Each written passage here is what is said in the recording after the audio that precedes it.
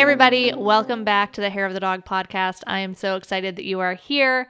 Today, we have a little bit of something special for you, and that is my presentation from the Hair of the Dog Summit 4 that we just held back in September of 2022. It was an incredible event.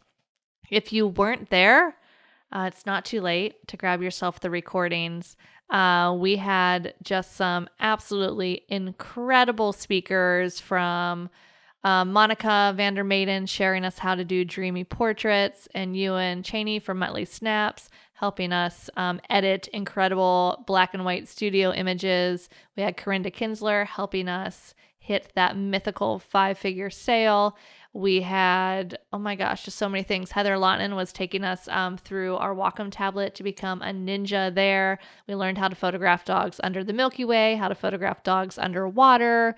We learned how to improve our client workflow. Oh my gosh, we learned how we have kind of subconscious programming in our voice and what that sounds like and how to change that. It was absolutely incredible. If you want to jump over and, grab those recordings, just go over to hairofthedogacademy.com/recordings, and you can go ahead and grab those recordings there. And also, by the way, if you want to grab them before the end of the day on November 1st, then use the code SUMMITSAVE, SUMMITSAVE, and save $170 off the cost of the All Access Pass or recordings upgrade. And you can grab all of those recordings, some of the bonuses, a private podcast feed of all of the talks for only $127. So #steal. There were a lot of great talks there, 16 speakers, in fact. So go check that out. But in the meantime, go ahead and listen to my talk here, where I'm going to help you hopefully uplevel that relationship that you have with money so that you can earn more of it with more ease. Enjoy. Welcome to Uplevel Your Money with me, with Nicole. We are going to be talking about ways to hopefully make more money. So my question for you starting off is, what's in your wallet? And no, this is not a Capital One commercial. I don't care what credit cards are in your wallet, although there are a lot of credit cards that can help you earn free travel, but that's a whole different presentation. Today, we're talking about our money mindset. I can tell you exactly what your money mindset is and what your comfortability limits are with wealth and with your money based on what your bank account is, because that's just how it is. It's what our relationship is. It's what our subconscious is going to allow us to get to, is where usually we currently are. Yeah, of course, it ebbs and flows. Sometimes we're a little bit more, sometimes we're a little bit less, but there's kind of like this happy medium that we usually kind of come back to. That's also one of the reasons that a lot of lottery winners win $1 million, sometimes multiple millions. And I forget the exact study, but it was within a couple years, the vast majority, like 90 some, were back at where they started before they won the lottery, because that's where their subconscious was comfortable. And that's kind of where they got pulled back to. So what I want to do today is help you guys uncover maybe some stories that you have about money, whether that's earning money or spending money. Money is related to our business, money related to our worth and offering our photography services, and start to find these little different pieces that maybe highlight these stories that aren't serving you, these beliefs that aren't serving you. And then we're going to learn how to flip it later on in the presentation. But first, I kind of want to ask you, what's your relationship with money? Money is neutral. It's not good or bad. And everybody has a different relationship with it. Just like, this way. If this was your dad and he worked in a business, like the people that work with him in his business, his boss, his employees underneath him have a different relationship than if this was your dad in college, right? His college friends have a totally different relationship with him than his work friends. So it's the same thing with money in many of us. Some of us have a more strained relationship. Some of us have a better relationship. That relationship can change. So that's what we're here to do today, is kind of uncover that and start to change it, because money is energy. And the thoughts that we hold about money are often the very thing that affects how much money we have, because those thoughts, those beliefs, they're either attracting it or repelling it. I've said this a lot of times too, with, talking about marketing our business. There's definitely things we need to do. There's definitely best practices. Like all the speakers said, we need to have good branding. We need to have good processes. We need to have great client experience. We need to create great images. Yes, we need to do all of those things. But one of the most important pieces is our kind of energetic signature on our business and on that marketing. I actually heard a speaker. It was Tracy's summit. Tracy, the the voice coach, talking about the subconscious of our voice. There was somebody speaking at her summit right after me that was talking about like basically the subconscious energy that goes into writing an email or an offer or anything like that. And it was fascinating. So truly, I mean, everything in this world is creative energy. This desk is energy. This microphone is energy. It's all like moving electrons, quantum science. It's actually, it's quantum physics. So we need to just be really, really cognizant of what we tell ourselves and what stories and beliefs we hold. So we're going to go through a couple different things here. And throughout this whole presentation, I want you guys to grab a piece of paper. I want you guys to grab a notebook. And I want for you guys to write down any emotion that comes up through this, or any story or any belief, anything that's like, oh, that equals this, that causes this. Oh, people like that are. Anything like that, write it down, whether it's good, whether it's bad, whether it's neutral, write it down. Yeah, positive, negative, neutral. And most importantly, don't judge it. There's no shame here. There's no like, oh, I'm a terrible person because I thought that. No, no, no. We are literally just starting to look at these stories. And then we can decide later on if they serve us or not. So no judgment, no shame, just make notes of things. So the first exercise I want to do is I want to go through a couple different scenarios, and I want you to think about what your reaction is when you're put in this situation. And if it is positive or negative, write it down. Like, for instance, when you see someone driving an expensive car, are you like, whatever, no reaction? Is it, oh, what a waste of money on an expensive car? Is it, oh, that person should have donated to charities instead of buying an expensive car? Is it, man, I would love to drive that car one day? What comes to mind when you see someone driving an expensive car? If it's a strong emotion, either way, definitely write it down. Angela. That's why I love you. All right. What about when you see the like Forbes list of the world's wealthiest people? What do you think? Do you make any blanket statements about them of, oh, they all must have XYZ? What happens in your mind when that happens? All right. What about when Bitcoin hits 50,000? And then also when Bitcoin falls to 20,000? What happens? What thoughts do you have? Beliefs come up for you? Feelings? I love you guys putting stuff in the chat. All right. What happens when you hear of a new 25-year-old billionaire?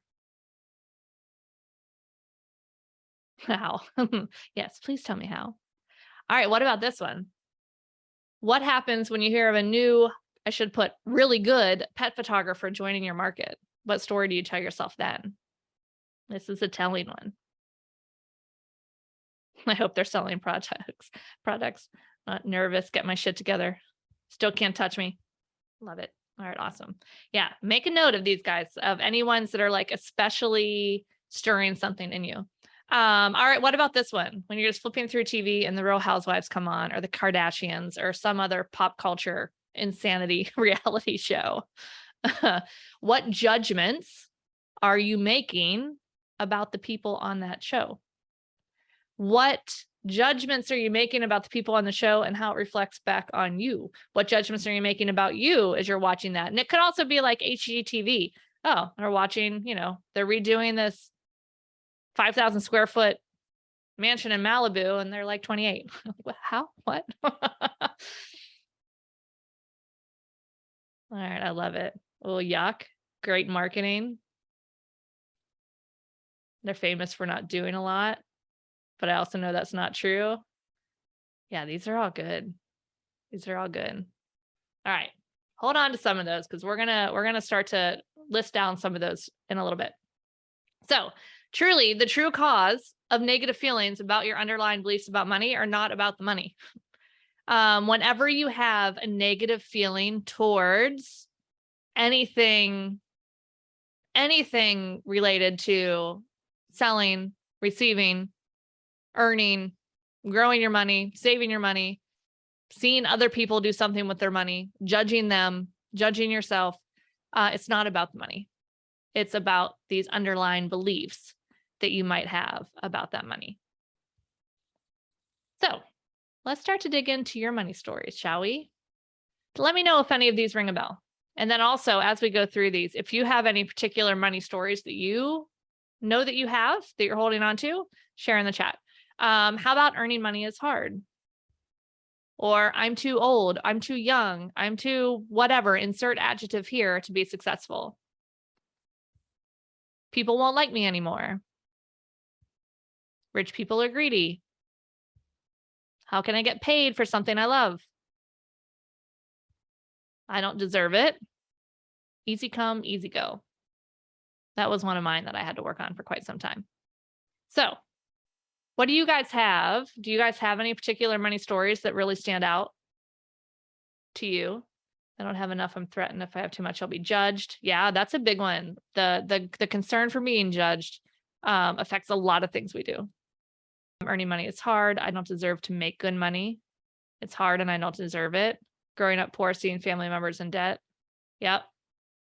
That will do it to you too, for sure. Scary how to handle it all. Yeah, that's definitely one too. Alienate people I love because I'm well off. I was sending an invoice to a non-photo person. I missed a month and nearly flipped out that I had to bill as much as I did. I'm not good enough, young enough. It's harder to charge when it come easier naturally. Father told me I couldn't make money being an artist. Artists starve. Never enough. I don't deserve it. Growing up poor. I have no experience. How can I expect to get paid and make money? All right. Awesome. Thanks for sharing, guys. Parents frugal, brothers on public assistance, not part of the family story. Need to work a lot for little money so you don't lose jobs. Yeah, that's a huge one. The have to working hard, that money can't come easily. That's really, really, really, really common, that you need to work yourself to the bone in order to earn more money or to make decent money.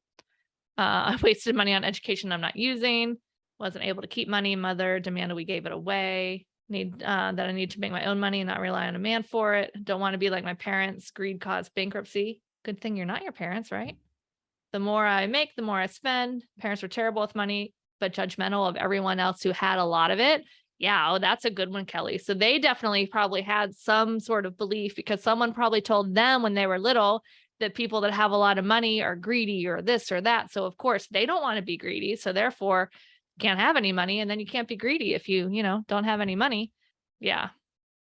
All right. Oh my gosh. So good. So good, guys. I love this. All right. So where did these stories come from? Definitely a huge one is what our parents have said about money. And, you guys don't have to grow up with some like horribly traumatic money story to have things that your parents said affect you. It could be as benign as you were in a store when you were 4 and you wanted a toy and your parents said, "Oh no, we can't afford that." Even though they kind of could, but it was just what you tell a little kid. Like something like that, you could actually carry through your whole life. Like, "Oh, I don't know, we couldn't really afford it." Money doesn't grow on trees. Yep, that's a huge one. Like, what did they always say? Was there tension around money in your house? Or if there wasn't tension around money, like what happened? Like, for instance, my house, like there wasn't really tension. I don't remember anybody ever talking about it. Like we had money to do things we wanted to do. But, in 2008, my dad was in the mortgage industry. So we know how that ended. So that was like a big one that I was working on for a long time, that it was like, oh, it was doing really, really, really well. And then all of a sudden it was like bankrupt because the entire industry imploded, and that affected me, as an adult. It would affect me a heck of a lot more if I was a kid when that happened. So there's like all sorts of crazy, crazy things that can happen from our parents. Oh, Kimberly, that's a good one. Don't be greedy. They're starving kids in other countries. Yep. So, yep. So you can't have anything, even though, isn't it true that if we can't, that's kind of a sneaky one where it's like, oh, well, it's wrong of me to want more things here when there's other people that don't have things. But correct me if I'm wrong. If you make more money and you have more income and more wealth, can't you help other people much more so than if you can just barely feed yourself? Yes, the answer to that is yes. So earning more money actually allows you to do more good. So yeah, awesome. All right. So where did these stories come from? What did your parents say about money? What do you say to yourself? That's usually along the lines of, oh man, I got to work hard, or, oh, I don't know. No one's going to believe that I know what I'm doing, or I'm not worthy of doing this, or gosh, this should be harder, like actual work, not like photographing puppies and playing on Photoshop for fun and getting paid. Like it should be hard. Like I should work in the mines. No, it can be fun. So what are you saying to yourself? Yeah, keep writing these things down. Do you have any guilt around spending money? That was that good one of, hey, you can't have this because there's other people that don't. What do you fear will happen if you're rich? I saw some of that in the chat too, of alienating other family members. Probably because those family members maybe are making judgments of people that are well-to-do, or people that, like the Elon Musk, the Bill Gates, like the people on the Forbes top 10 list. So if they are projecting that on them, then obviously if you make money, then they might not like you too. And then you're kicked out of your tribe and your family. And that's like big danger. You're going to get eaten by a bear. So it's easier for you to play safe. And yeah. What do you fear will happen if you're rich? Okay. What did your religion teach you about money? That it's, not good to have it, that you just need to be very generous, but you can't enjoy it. Like, was there any sort of religion component to that? And then of course, what does the news or reality shows tell us about money? Popular culture. Everybody loves to hate on somebody. So how is that affecting your views on money? I grew up Catholic. They love money. Oh, I don't know. Catholic loves to guilt you into giving money. I'm a recovering Catholic. No offense to anyone out there. Oh yeah, there's a lot. You grow up in these situations, and before you're 7, it's either 7 or 9, that like whatever people say, like you can have just a math teacher in 2nd grade because you missed a thing and they said under the breath, like, oh, you're no good at math. Like that would follow you through your whole life of you saying, yeah, I'm not good at math because Mrs. Smith said I wasn't good at math because I messed up like 5 times 4. Like what? It's crazy. And actually, like the more you learn about this, the more I'm like, oh my God, how have I screwed up my kids by saying like random things that didn't really mean that they are now going to carry with them for their whole life. Really crazy. Anyway, but here's another exercise I want to do to kind of see what else comes up for you.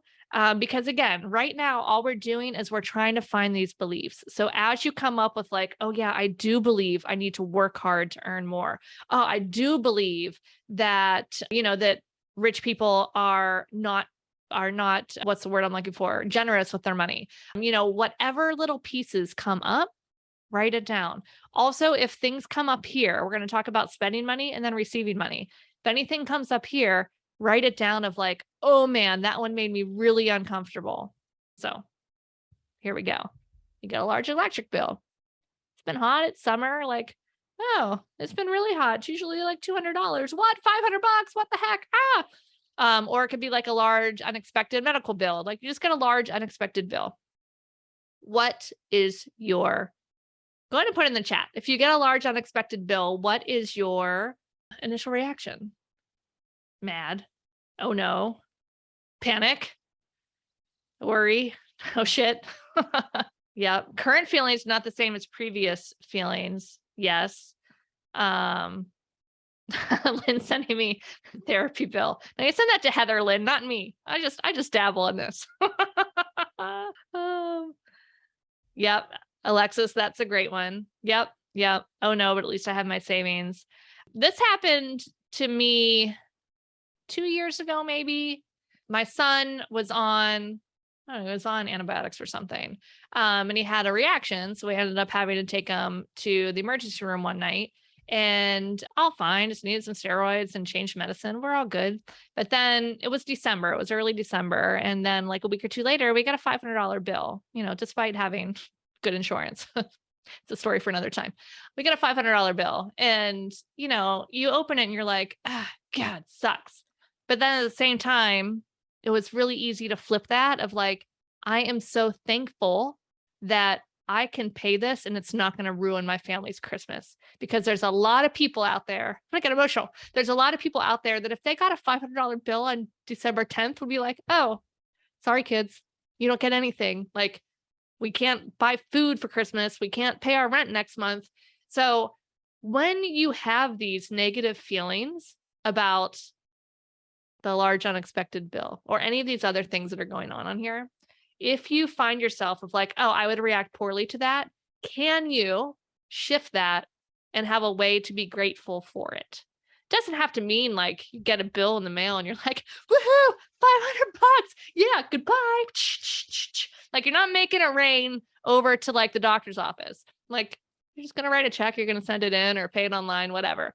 But is there any way that you can change it? And even if it's like, all right, yeah, if it would still affect your Christmas to pay that $500 bill, oh, can be like, oh, that stinks, but at least they have a payment plan. So I can still have a Christmas, or I still have that. And there are always, always ways to switch this to gratitude in some way, to be, at least be thankful for what you do have. Of, oh, got a $500 bill, but you know what? I still have a house to live in, and I can still pay my heating bill. And it's December, and some people are living outside. There's always ways to find that gratitude of where we are, which can shift you out of this negative, just sinkhole of misery, which doesn't do anything to help you attract more money, because remember that money is energy. So whatever we are thinking, whatever beliefs we are holding is 100% all of the time pulling money towards us or repelling it away from us. And, I'm not saying that you can go through this and like never have a downward money spiral. Like, we're human, that's going to happen. But you can start to catch it a little bit earlier when you're starting to go down this rabbit hole of the shame spiral or the judgment spiral, and be like, whoa, all right, I know where I'm going here. Stop. Let's reassess this. All right. So here's a couple other ones. All right. You have to send an unexpectedly larger check than expected to the IRS. Not going to lie. Still trying to get over this one. Maybe because there's a giant value conflict where the government spends their money and where I would spend the money. That could be it. But, can you swap that to a gratitude of, oh, if I owe the IRS more money, it means I made more money, even though still writing that check with a little bit of anger. What about this? What about hiring a house cleaner or lawn service? What does that bring up for you? Is it something that you're dreading of like, oh God, like, I don't want to spend the extra money, but knowing that if you did spend the extra money, that would give you more time in order to actually work on your business a little bit more, and in the long run, make more money. Or even if it's not to make more money, like maybe it's like, hey, I can actually take care of myself and sit on the couch and read a book for 20 minutes. Self-care is important. So yeah. So what do you think of with that? How about this one? This is a good one. You're out to dinner with friends. You don't drink. Somebody orders a really expensive bottle of wine, and it comes around at the end. It's like, oh, well, I'll just split it. What's going on there? Jillian says, yep. Not too happy. All right. Keep on going. What about this? Computer dies. Need to purchase a new computer. Ugh. It's just not usually very exciting. And it's a pain in the butt, like time suck. So I'm usually not happy with that. Okay. I'm gonna keep going here.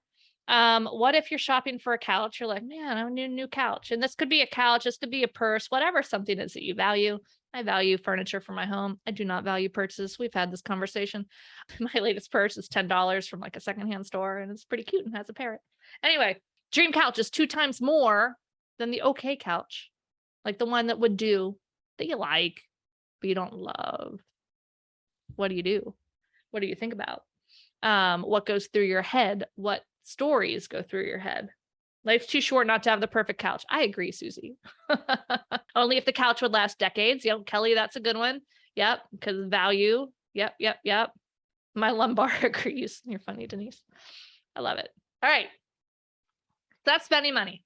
Let's look at this for what do we think about getting money? We're all going to be like, yes, I am in. I like this. This part is fun. All right. But what about if someone owes you money and you need to ask them about it? Ooh, not as fun. Dreading that. That's like one of the worst. I hate that. All right. What about sharing the total for your photography order? You know, you just upped your prices like Corinda said, and they're like, oh, it's $15,000. How's that feel? What story comes up when you're about to say that's $15,000? Because that's one we need to rewrite. All right, what about this? What about having to borrow $10? Maybe this is before Apple Pay. That you're like, need $10 for gas in your car and you don't have your wallet. Like, what if you actually had to go up to a stranger at a gas station and borrow $10? Again, before Venmo and Apple Pay, we just be like, do you have some cash? And boop, I'll send you this. Yeah. And you can certainly pay them back. You just have no money and no way to pay them back at the moment. And they're a stranger. I would walk home. I'm in Phoenix. That's how you get jumped. Only in parts of Phoenix, Denise. All right, what about this? A neighbor is overly generous and gives you $50 for feeding their cat one time and it took you 5 minutes. Does that make you feel like, oh, like that's too much? Shouldn't do that. Like, how does that make you feel? Or can you be grateful for it? Too much. That was nice of them. Thank you. I like it. Reject it. Cats are worth it. They are. All right. What about this? What about you've gone through the summit and you're like, oh God, I need to double my photography prices. How does that feel? What if you just went into your price guide, if you have one, and just boom, doubled everything times 2?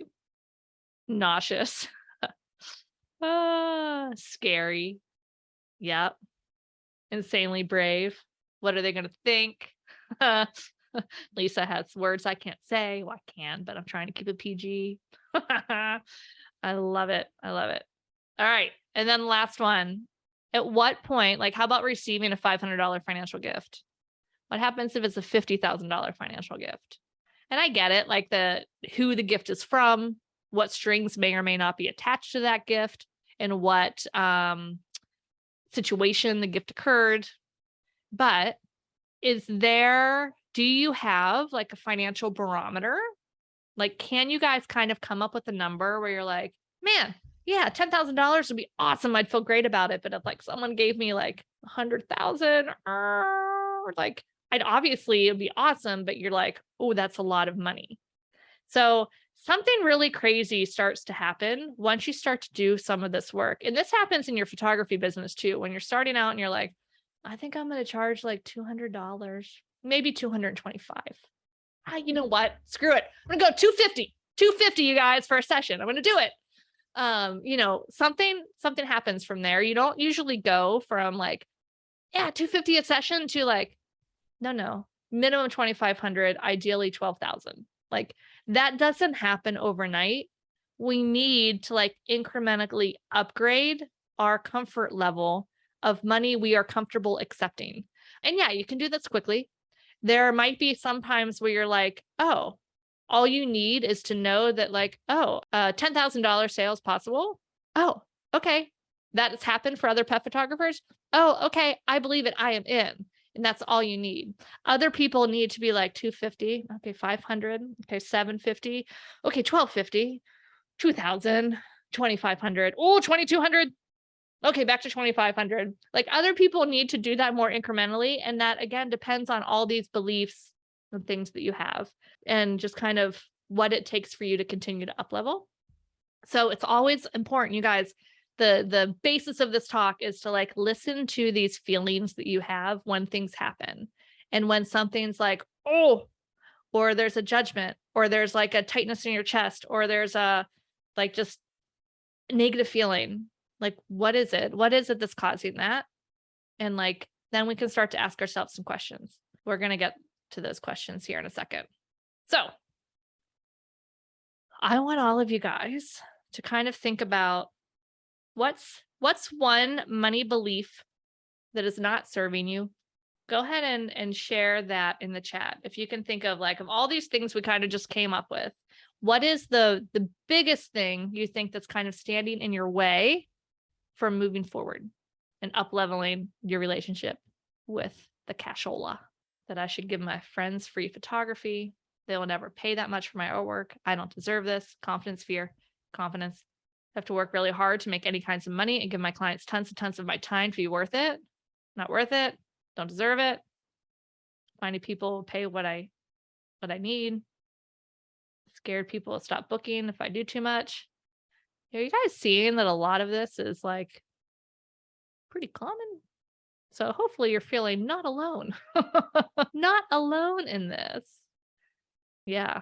Go broke by asking too much. Get out of my way. Stop thinking too much. Okay. Awesome. All right. So we have what's coming up. So we're going to start to change this belief because beliefs form the foundation of behavior, right? So if you believe that you're not worth it, then you're never going to actually do what you need to do to market your business and grow your business. You know, if you don't believe that people value photography, you're never going to actually ask for a sale or kind of follow through with what you need to do because your subconscious is telling you it's like, it's pointless. Why? Don't even bother. So we need to change these beliefs, and truly identifying and changing just one belief can change numerous behaviors. Oh, Atomic Habits. That's a great book. Okay. So let's change some beliefs. I would love to bring somebody on and we're going to change a belief right here and right now. So who has a good belief that they want to talk through, a belief that's not serving them, that we can change to one that does? Who's brave? It's not as scary as Tracy's call. Come on, guys. Carla, you do? All right, let's do it.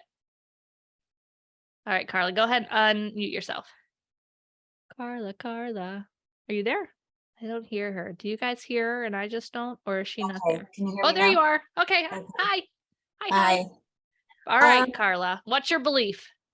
Well, it seems like every time I do have that extra money come in, something else comes to take it back. Easy come, easy go kind of thing? Yeah. Okay. I love this one. All right. So, we did that. Where do you think this comes from? It could be from watching my parents and how they handled money. My father struggled. He had his own business and he struggled, but he managed to keep the house, pay the bills, but there was never enough left over to enjoy life. Gotcha. Well, that I think is like double compounding too, that it was running his own business and there was still never enough. Because if it's one thing too, I mean, that would cause it if he was working like a W-2 employee for someone and there's just never enough. But then you compound it with like, oh, not only is there never enough and it comes and it goes and there's just never enough, it's also never enough from his own business. So how can my business be successful? Yeah. Yeah. And he was the one that told me that, because I wanted to be an artist when I knew from like the time I was 5 years old. Right. And he kept telling me, oh, you can't make money doing that. You know, you got to be a secretary. You're like, no, thanks, pass. Yeah, exactly. And actually, when I went to college, he had to get a grant in order for me to go to a 2-year college. And he insisted I take secretarial courses. Yeah. Not do what I wanted. So. Yeah. So that's a deep belief from watching him struggle to, have anything extra. And then also having him tell you for so many times that you can't do this, um, that that'll get you. So let's consider the quality of that source. Did your dad actually know anything about being a paid artist? No. No. Okay, great. Next. That was easy. um, and then this is a good one, is considering the intention of the source. Do you think your dad said something like that to you to crush your dreams, or do you think it was a better intention from him? I think it was a better intention, Yeah. but at the time, it didn't sound like it. Well, 100%. 100%. And he could definitely even possibly have been projecting his own, experience of like, man, I have whatever job you're supposed to have and I'm struggling. So I can only imagine how much my daughter would struggle having this artist job, that is not usually well accepted as an actual job. Yeah. um, so yeah, so I agree. I think his intention for something like that was to hopefully help you not have the struggles that he did. Another thing, he lived his life through fear all the time, Mm, and everything was a worry to him. mm-hmm, And he was a perfectionist, which I mm-hmm, tended to pick up being that way myself. But over the years, I've managed to work myself out of that because that will stop you in your tracks. mm-hmm. 100%. Yep. Yep. For sure. So let's question the validity of the easy come, easy go. Certainly there are times that bills come in, bills go out, things come in, things go out. So, our bank account's never static. It's always kind of moving. But if we're looking at the validity of this belief, like, can we find any situations in which people are artists and are not living that way? Like, is it possible? Absolutely. Yeah. So here's a big one for you. Holding on to this easy come, easy go belief, what's it costing you? The ability to foresee my dreams coming true. Mm-hmm. Yeah. Do you think you are not pursuing the goals that you have as hard as you would because of this belief? Like, do you think this belief is slowing down your progress? Yes, I do. Yeah. Yeah. So, can we create a new positive belief? How can we flip this easy come, easy go to a new belief? Do you have any thoughts before I Uh, jump in? Maybe putting the extra effort in that I stopped myself from doing Mm, would bring that extra money, and then it wouldn't be going out as fast. right. Right. Yeah. Do you, is it true that you are not your father? Yes, Yes. Okay. Um, so is it also true that you can choose to have a different relationship with money than your father? absolutely. Yeah. Is it true that, yeah, that even though things do ebb and flow, that you can make more money than you spend? Yes. Yeah. And you can continue to focus on the making more money part. Absolutely. Okay. Yeah. So I do like to what you said. I'm right there with you. This was like definitely one of mine. It's like all for the same reasons. And how can we incorporate this new belief into your life? And one of the things I hear you saying is that you maybe stop moving forward with things or stop working on things because, is it just like, why do you think you maybe don't go all the way with the actions that would help your business? That's the hard part for me to dig into and pull out. Because my very first paying client, when I first talked to her on the phone about photographing her dog, Yep. it sounded like she really might not be able to afford anything more than $100 or $200. But after she saw the photo, she spent $900. And I was amazed, and it really got me excited. But then all of a sudden, that fear came back. Uh-huh. What did the fear say? You were lucky. Uh-huh. Uh-huh. Yeah, that is a common way that it starts off, is like, you're never gonna do this. And you do it, you're like, well, you're never gonna keep doing this. Yeah. Yeah. Yeah. So I mean, you've had And that's another good point too, you guys. I don't ever want any of you, which we all do, but you have to kind of catch it of when we're projecting our money beliefs on others. So, like you said, you were talking to this client, and you're like, I think you're only going to be able to afford $100 or $200. Like, we can't project that on people. We just Oh, I need to didn't be. say that to her. Oh, I know, Yeah. but you're saying it in the back of your head. You're Oh, saying it okay. subconsciously. Right. So we just need to approach people just a very much like, hey, this is what I have, this is what I offer, and I would love to serve you. And they make the decision. And we don't judge like, because I know a lot of people will feel bad on, oh my gosh, they're spending $2,000, they're putting on a credit card. Can they afford it? Because like my parents had a lot of credit card debt, or maybe I used to have a credit card debt. Maybe I do have credit card debt. I don't want somebody else to get credit card debt. And then it's my fault because I'm the one that's selling them this. And they go down this whole entire spiral when it's really, that's not your job. Your job is not about their finances. Your job is to just serve them, share what the value is that you offer, and they make the decision. They're adults. So yeah, to not feel that guilty. So let's talk about this new belief. Maybe it is, instead of like an easy come, easy go, it could be, I am willing to show up 100% to grow my business. Something like that. Yeah, that sounds good. Yeah. Write a couple things down. You kind of play with what affirmation kind of works best for you. And then I want you to do it. Like take that and put it on your computer, put it on your mirror, like put it where you see it every day. Okay.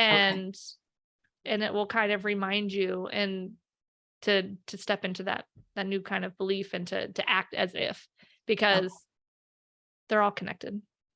Okay. Yeah. Sounds great. Awesome. Can I say Thank that you again? so What did much. I say? I don't even remember what I said. It just came out. Did you write it down? Um, I'm willing to work 100% Oh, nice. on To grow growing my my business. business. Yeah. I'm willing to give 100% to grow my business. Yeah.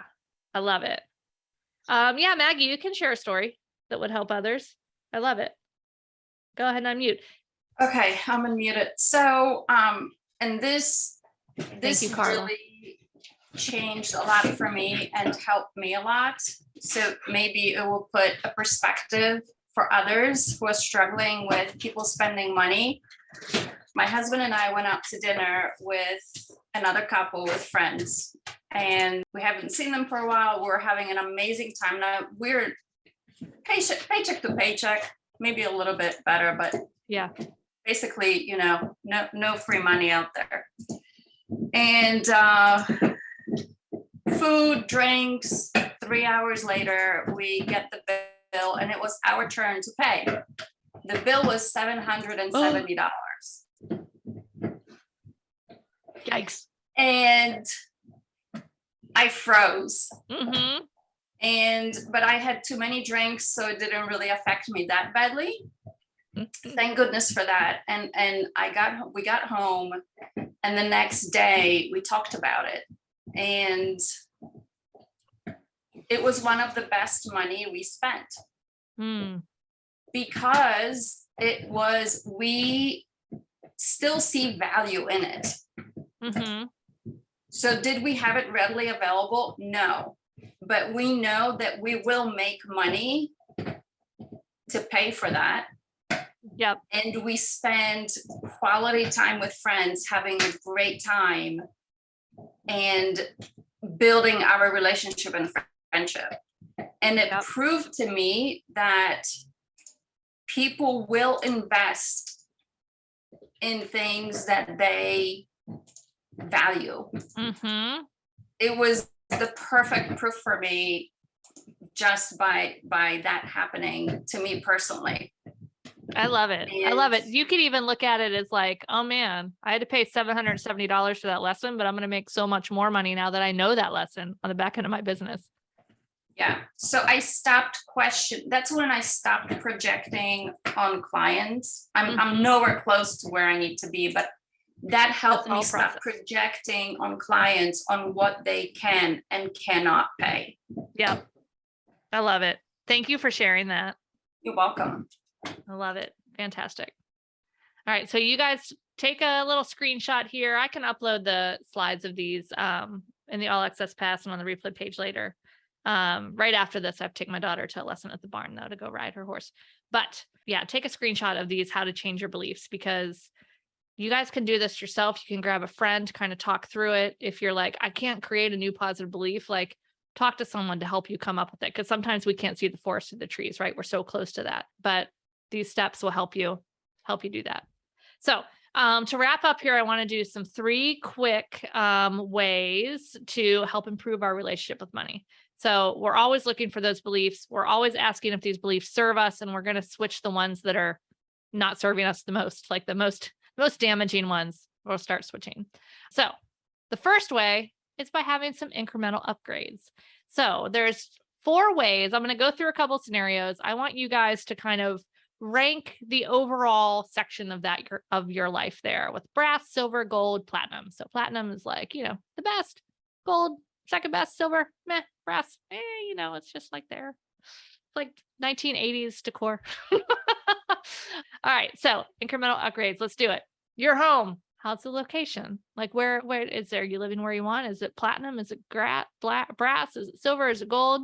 Your neighbors or lack thereof, if that's what you prefer. Your furniture, your yard, your decor, your space in general, your overall experience.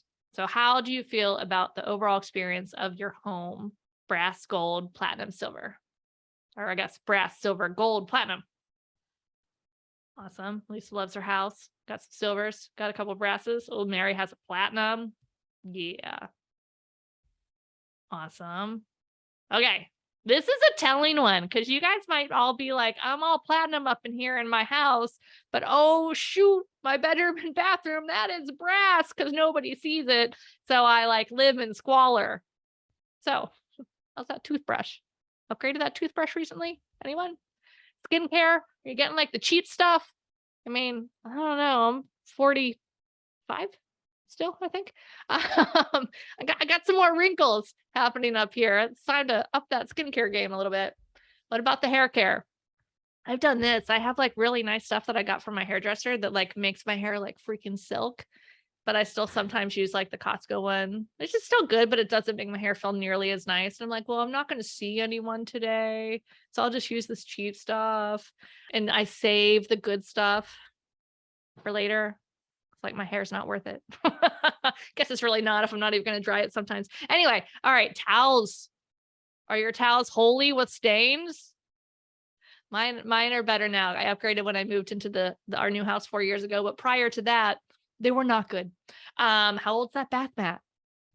Linens for your bed, pillows, the decor in your bedroom. I think that's pretty much the last to decorate for everybody because no one really sees it, but we spend the most time in there and we should love our bedroom and bathroom. You got me on the towels. I love it. All right, your workspace, location of your space, your internet quality and computer performance. I realize that some of you are stuck with like satellite internet, and for you, Godspeed. My heart goes out to you. Privacy in your office as I sit here with my French doors and everybody can hear me and see me all the time. Pens, chair, decor, clutter. Guilty. What's the overall experience of your workspace? I love it. Gold-ish. All right. Self-care. This is an important one, guys. Cut and style of your hair. Diet and water. Quality and quantity. Sleep. You guys, sleep. Don't be telling me this is all brass. If you guys are answering brass, Maggie, Amanda, the others went by a little too fast. Like, you better put this on your do not pass go, do not collect $200 until you start doing a little bit of self-care. So bump that up. Dental health, like do you go to the dentist? Doctors, are you choosing doctors that you like and listen to you? Are you taking some meditation quiet time? Are you exercising? I mean, you don't have to be out there like P90Xing, but maybe like, I don't know, just take a walk for 20 minutes. Hobbies, do you have any hobbies? Or is it just like all work? And I get it. We like our work. But you need some hobbies too. Self-care. Where is it? Where is it? Sleep equals coal. Oh, I love it. All right. Yeah, Lauren, you're right. Can't help anyone else if you're not taking care of yourself first. Karen, choosing a doctor in Canada is a thing in the past. You guys don't get to choose? Well, it's crazy town. We get to choose, but then we have to pay for it. a lot. All right, finances. What are your finances? Mail system. Like, do you have a system for when your mail comes in from the mailbox? What about paying yourself out of your business? Come on, guys. Oh, I see a lot of brass now. Pay yourself, even if it's $5. All right, tax system. Like, do you have a system for keeping track of your tax things? Because guess what? We're all going to have to pay them. Do you have retirement savings or a plan to start investing? If you're not investing for your retirement, can you start investing like $10 a week? Like, start somewhere, because it's not the amount, it's the habit that actually helps with that. Profit First. Yeah, Maggie, great book. Do you have a plan to get out of debt if you are in debt? What's your purse and wallet situation? Are you walking around with like a hole in your wallet? Because that tells me that, like, oh, there's not a lot of like focus on feeling abundant. I don't know how you can feel abundant when you're walking around with a hole in your wallet and your change falling array behind you. Christy, no, passing away young is not a retirement plan. Absolutely not. An accountant. Do you have a good accountant to help you make financial decisions? So what's the overall experience of your finances? Carla, I love that. I've started carrying cash, so I always feel abundant. I love that. All right, wardrobe. Ladies, it's your underwear situation. Socks. How many holes are in either one of those two? Can we get ourselves some nice underwear? Not for anyone else, just for you. Something comfortable. Jewelry, shoes. I'm not saying you need to go get some like Louis Vuittons or anything, but like maybe don't have holes in your shoes. I don't know. Maybe it's time to upgrade. What are your work clothes? And I put work because those are all jammies for many of us. So do you have holes in your work clothes? If not, like, go to Costco, get yourself a new pair of pajama pants. Heather would kill me. She's like, you can't work in pajama pants. I'm like, you can't work in pajama pants. I can, and I do. And then, of course, your out clothes when you actually leave the house and interact with other human beings. All right. Overall experience there. Personal development. Last one. Reading, learning time. Do you take time for that? Do you have any coaching or mentoring in your life? You guys are all here, so you check that off. Good job. Do you have time to be creative? Do you allow yourself to be creative in your business? What about time for reflection? Because guess what? When you take some quiet time, like, more ideas come. You become more creative. Oh, I love all these platinums coming up here. Oh, Maggie, you have a lot of brasses. We're going to have to make a decision of which one you're upgrading first. Definitely your self-care, if that one was brass too. All right, business friends. We have each other. Overall experience there. All right. Also want to touch on affirmations. It sounds all woo and silly, but they actually do work. But you need to take the time for them to work. You have to use them consistently for them to work, like 60 to 90 days, saying the same thing every day. There's a couple best practices here. That is, make them positive. So no negative. So like, I won't spend money. No. Change it to, I will save more money. Something like that. Keep them in the positive tense. Oh, there you go. Twice. It's really important to keep them positive. Oh, that should be present tense. Keep them in the present tense. So not like, I'm going to X, Y, Z, like I am. The best affirmations start with I am. All right, keep them simple with one action and only do 5 to 10 affirmations at a time. Don't like sit down and write like 37 or more because you'll never be able to do that. Karen, it's negative-ish with the I'm going to eat fewer potato chips. How about I am going to eat healthy or make healthy eating decisions and get the baked potato chips. So try for 90 days every day and then visualize it. Like, just saying it doesn't really do anything. Like, actually take a second and like, I am making good eating decisions. I am eating more vegetables. I will never make the affirmation that I am eating more fruit because fruit is gross, but I am eating more vegetables, something like that. So, oh, I had a second thing.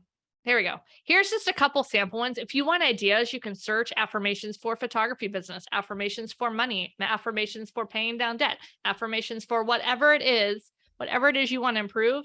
They're all over the place. So I attract money easily, effortlessly.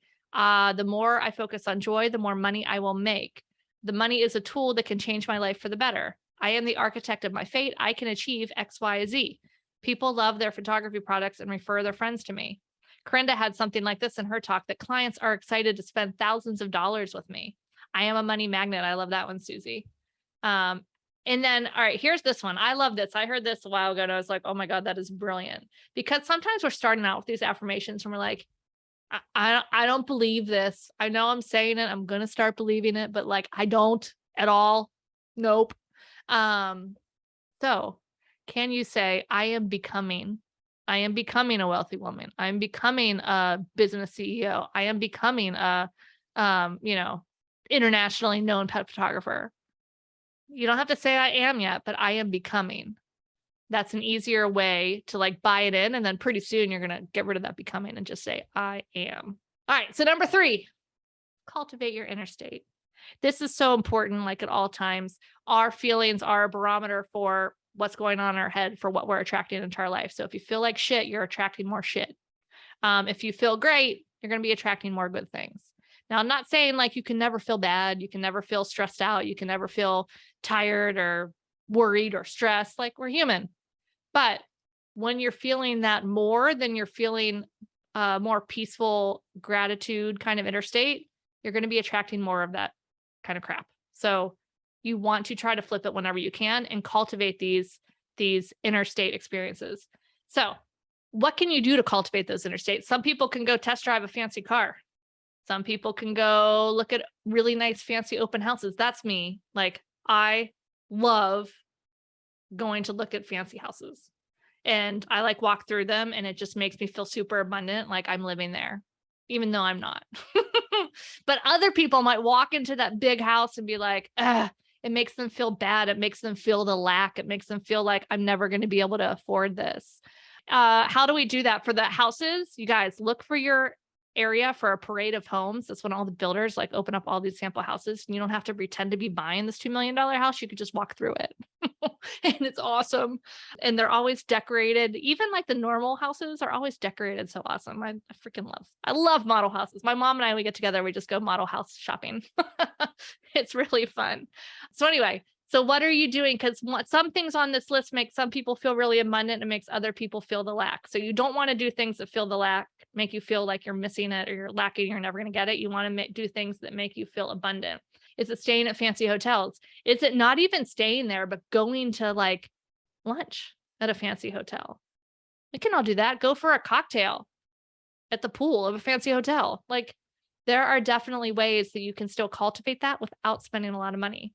What about going to the spa, going to a nice dinner, cleaning your jewelry, not even buying jewelry, but maybe like, I don't know, like this sucker has been at the bar and dirty and hair products. Like, maybe I should take it off and clean it.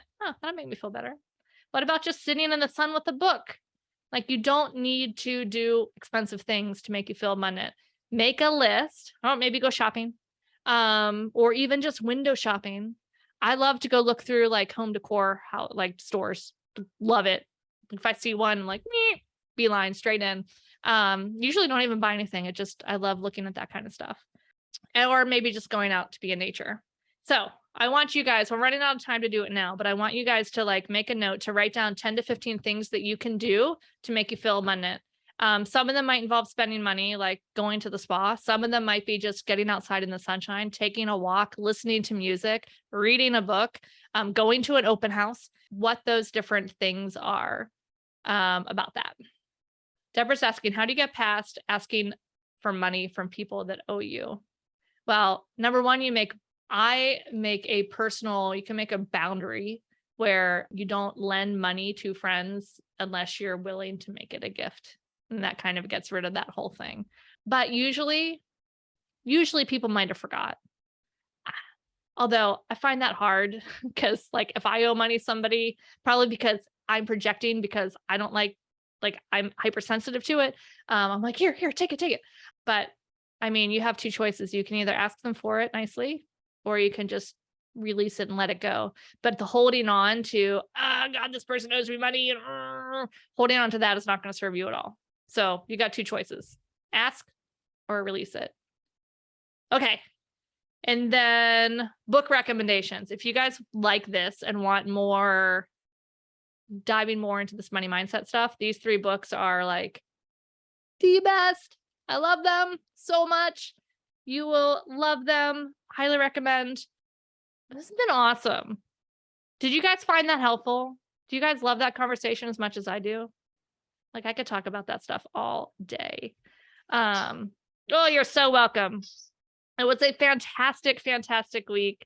Yeah, I love it. I love it. I love it. All right, you guys, I am going to hop off here because I got to go take Lauren to her riding lesson and I got to go take care of my little baby horse. Happy pocket full of money. You are a badass at making money. Jen Sincero, she's freaking hysterical. And here we go. Richard Dots, dollars flow easily to me. If you're into like law of attraction manifesting, all of his books are an easy read and really great. And they're on like Kindle Unlimited if you have that. And they're a super quick read. All right, that is it. All right, guys, we'll talk to you soon.